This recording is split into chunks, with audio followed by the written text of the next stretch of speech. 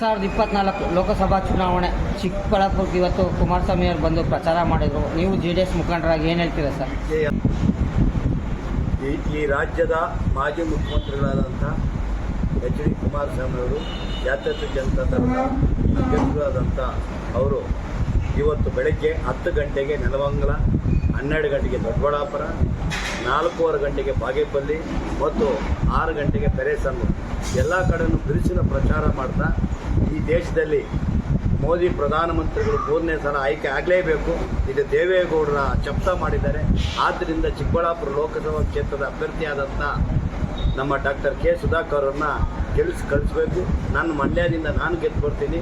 ಈ ಭಾಗದ ಕೋಲಾರ, ಚಿಕ್ಕಬಳ್ಳಾಪುರ, ಇಡೀ ರಾಜ್ಯದಲ್ಲಿ ನೀರಾವರಿದ ಏನು ಸಮಸ್ಯೆ ಇದೆ ಅದನ್ನು ನಾನು ಪರಿಹಾರ ಮಾಡ್ತೀನಿ.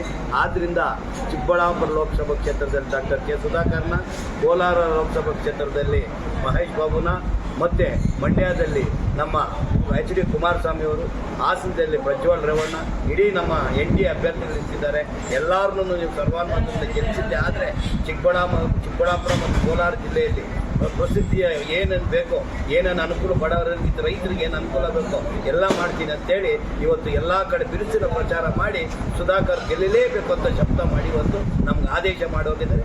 ಅದರಂತೆ JDS ಕಾರ್ಯಕರ್ತರು, BJP ಕಾರ್ಯಕರ್ತರು, ಮುಖಂಡರು ಸೇರಿ ರಾತ್ರಿಗಳು ದುಡಿದು 26ನೇ ತಾರೀಕು ಏನು ಚುನಾವಣೆ ನಡೀತದೆ ಅವತ್ತು ಬೆಳಗ್ಗೆಯಿಂದ 6 ಗಂಟೆವರೆಗೂ ಚುನಾವಣೆ ನಡೆಯುವ ಜಾಗದಲ್ಲಿ ನಾವಿದ್ದು ಶತಾಯಗತಾಯ 100% ಮತದಾನ ಹಾಕಿಸ್ಬೇಕು ಅಂತ ತೀರ್ಮಾನ ಮಾಡಿ. ಮತದಾರರಿಗೆ ಏನು ಹೇಳ್ತೀರಾ ಸರ್? ಮತದಾರರಿಗೆ ಏನು ಹೇಳ್ತೀರಾ? ಮತದಾರರಿಗೆ ಹೇಳೋದೇನೆಂದರೆ, ಈ ರಾಜ್ಯ ಸರ್ಕಾರ ಕಾಂಗ್ರೆಸ್ ಮಾಡಿರ್ತಕ್ಕಂಥ ಏನು ಕೆಲಸಗಳು ಮಾಡ್ತಾ ಇದ್ದಾರೆ ಎಲ್ಲ ಫೈಲೂರಾಗಿದೆ. 10 ತಿಂಗಳಲ್ಲಿ ಒಂದು ಕೆಲಸ ಆಗಿಲ್ಲ.